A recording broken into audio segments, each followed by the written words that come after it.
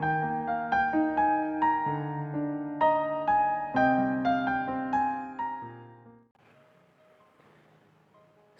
dan salam sejahtera bagi kita sekalian, Bapak Ibu, Saudara yang terkasih dalam Tuhan.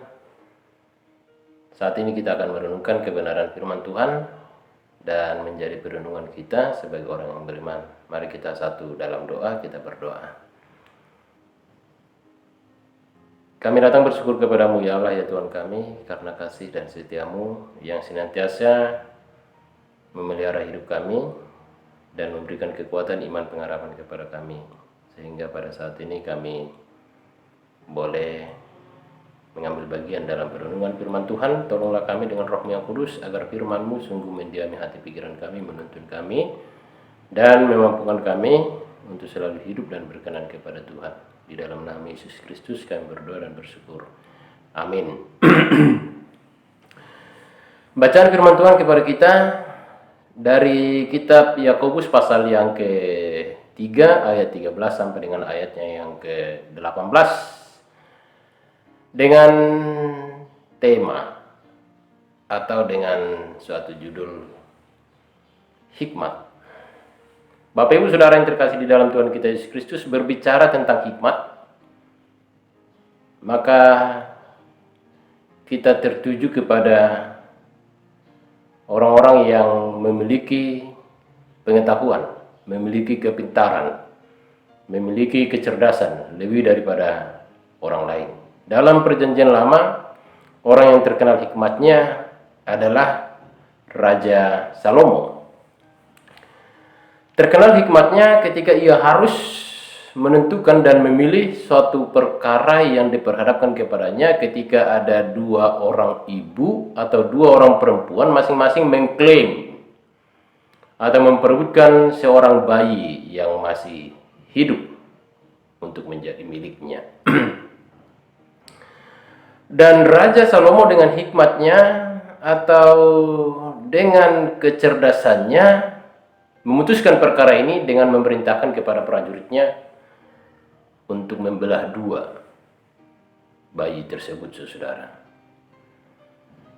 Dan keputusan ini tentunya sangat mengagetkan semua orang, khususnya mengagetkan kedua orang atau kedua ibu tersebut ketika mendengar bahwa bayi tersebut akan dibelah dua supaya masing-masing mendapat bagiannya sebelah dan sebelah, seperti itu.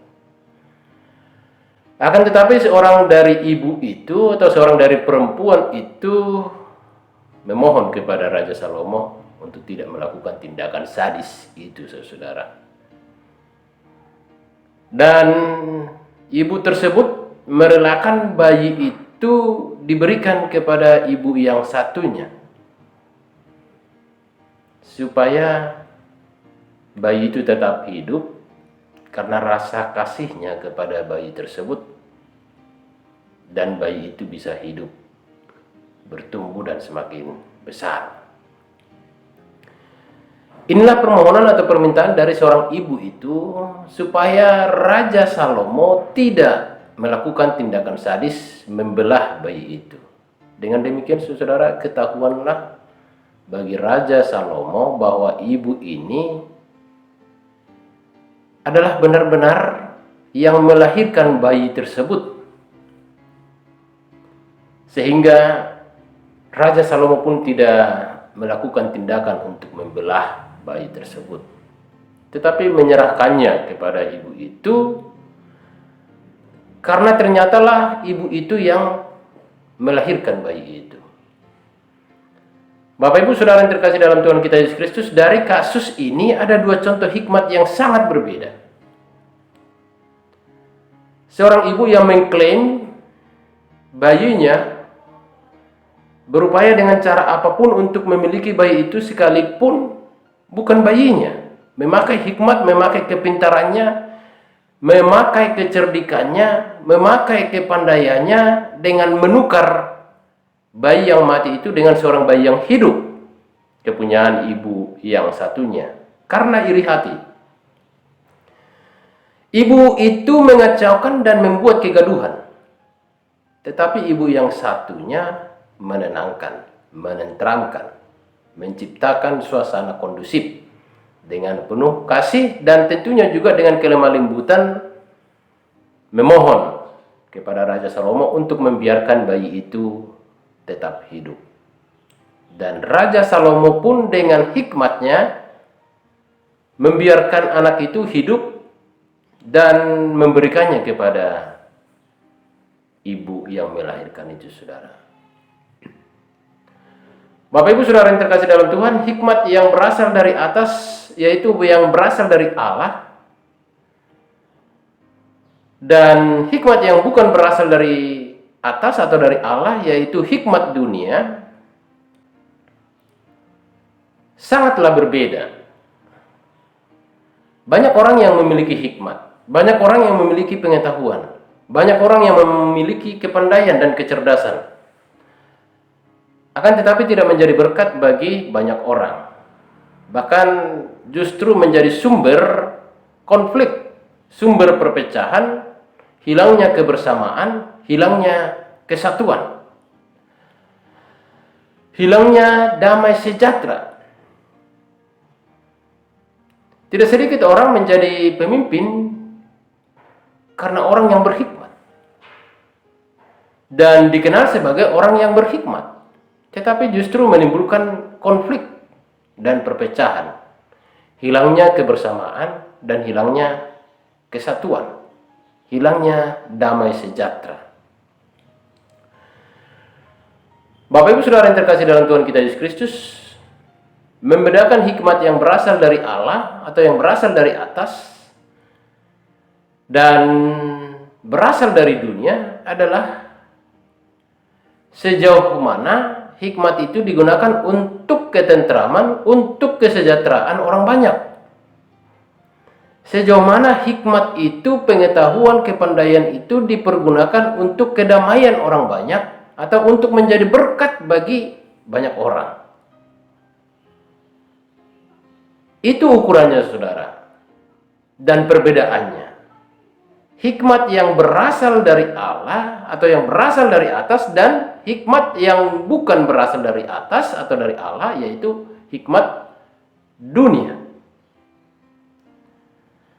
Sebagaimana firman Allah dalam bacaan kita di ayat yang ke-17 dari Yakobus pasal 3, bahwa hikmat yang berasal dari Allah adalah murni. Pertama-tama murni, pendamai, peramah, penurut, penuh belas kasihan, buah-buah yang baik, tidak memihak dan tidak munafik, lemah lembut dan penuh belas kasihan. Sedangkan hikmat yang dari dunia cenderung untuk kepentingan diri sendiri, cenderung untuk kenikmatan diri sendiri, cenderung untuk kepuasan diri sendiri, hawa nafsu, dan iri hati. Bapak Ibu Saudara yang terkasih dalam Tuhan kita Yesus Kristus, kita adalah orang-orang yang percaya kepada Kristus, Tuhan, yang adalah sumber hikmat itu.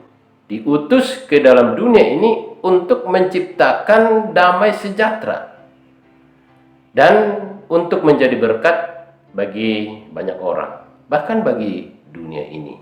Karena itu mintalah hikmat Kristus dan gunakanlah hikmat Allah itu demi hidup banyak orang. Kiranya firman Tuhan memberkati kita sekalian. Amin. Mari kita berdoa. Engkaulah Tuhan sumber segala hikmat bagi kami, orang-orang yang percaya kepada Dikau. Dan kami diutus ke dalam dunia ini. Dan biarlah Engkau ya Allah ya Tuhan kami memberkati kami, hikmat yang berasal dari Tuhan, kami dapat gunakan untuk kemuliaan bagi nama Tuhan dan untuk banyak orang yang memerlukan damai sejahtera, yang memerlukan kasih di tengah-tengah dunia ini. Mampukan kami dengan Roh-Mu yang kudus, dan kami boleh menjadi berkat untuk banyak orang. Di dalam nama Yesus Kristus kami berdoa dan bersyukur. Amin.